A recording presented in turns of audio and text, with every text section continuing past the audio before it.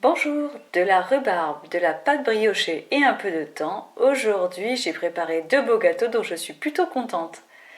J'ai préparé une tarte en spirale, inspirée des photos qu'on voit souvent sur Instagram. Et voici une brioche tressée à la rhubarbe qui fait aussi une belle impression. Pour ces 2 gâteaux, j'ai utilisé 600 g de rhubarbe. Pour la rendre plus souple, je l'ai coupée dans le sens de la longueur. J'ai ajouté 60 g de sucre et je l'ai laissé dégorger pendant 2-3 heures. Puis je l'ai égoutté.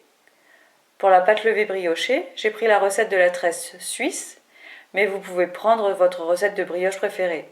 Je vous mets aussi quelques suggestions sous la vidéo. Après la première levée, j'ai étalé 400 g de pâte dans le fond d'un moule à tarte.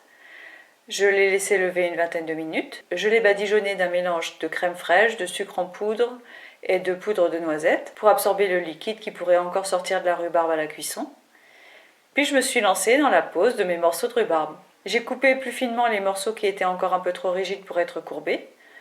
Et c'était pas trop compliqué à faire en fait. Voilà la tarte spirale crue, puis je l'ai enfournée pour 30 minutes à 180 degrés. Comme il me restait un peu de rhubarbe et de pâte levée, j'ai également préparé une brioche tressée. Pour cela, j'ai étalé la pâte pour en faire un grand rectangle. J'ai coupé la rhubarbe en tout petits dés et je les ai mélangés à un peu de crème fraîche et de poudre de noisette. J'ai étalé ce mélange sur le rectangle en évitant les bords.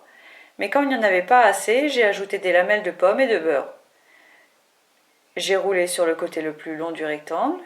Et là, ça devient un peu plus délicat. Il faut couper le rouleau en deux et il faut le tresser en faisant en sorte que l'intérieur des demi-rouleaux soit vers le haut. J'ai déposé la tresse délicatement dans un moule à cake. Le transfert n'est pas évident. Et je l'ai encore laissé lever une vingtaine de minutes. Puis j'ai enfourné pour 40 minutes à 180 degrés.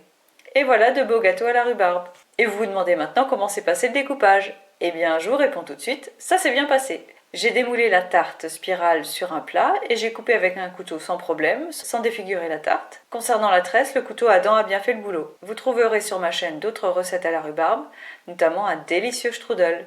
À bientôt!